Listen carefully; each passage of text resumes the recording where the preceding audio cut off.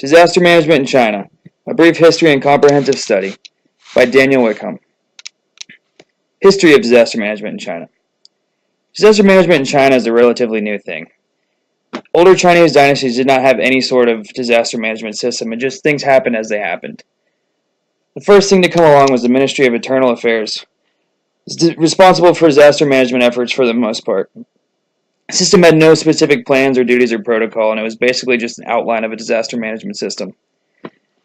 When the SARS outbreak occurred in 2003, the necessity for a specific disaster management committee was really highlighted. It's said that the real emergency management system in China started after the SARS epidemic. When this happened, formation of the Emergency Management Office and emergency law happened. The emergency law basically was an extension of the martial law, but allowed the government to declare when emergency law and protocol would be put into place. The Emergency Management Office has created a multitude of new laws and preparedness plans since its inception. China is prone to a lot of disasters due to its population density, its size, and its climate. Typhoons are a disaster that are not uncommon in coastal areas, a lot like we have here in Florida. Storms gain power in the ocean, they can travel hundreds of miles into China. Earthquakes are also a very common occurrence in China.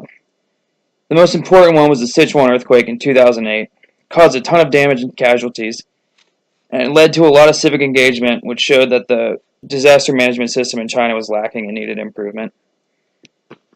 The government gave out tax exemptions and deductions, and there was a new classification system created to make sure that disasters would be managed more effectively in the future. SARS was another big, huge public health disaster that caused a lot of change in the government, led to many deaths, and began the actual disaster management system in China. The implementation pattern in China is usually top-down.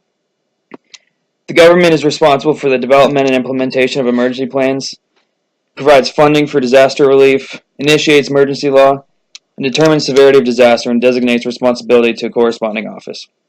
Local government also plays a big role in disaster management. There's been a recent push for community involvement during disaster.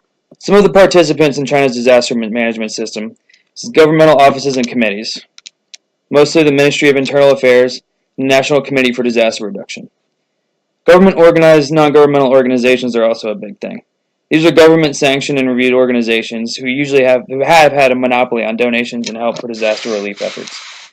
Military and police forces also help, mobilized to assist when disasters strike. International organizations also play a key role. They raise funds and offer personnel for search and rescue efforts. Civilians are also the first to assist in relief efforts after a disaster. Most survivors are saved by the efforts of themselves or neighbors. Some of the obstacles faced by the Chinese disaster management system is lack of community engagement, which is a big one. Citizens aren't really aware of the importance and their role in the disaster situations. Therefore, they're really confused when disasters strike on what to do. Educational efforts are lacking and need to be improved. Poor coordination is also a big factor between different agencies. There's no real outline of responsibilities or responsibilities during disaster efforts. Governmental resources are also lacking, and they need to improve upon this to help in the future. Specialized personnel are needed to train citizens and manage the system. They also require more funding from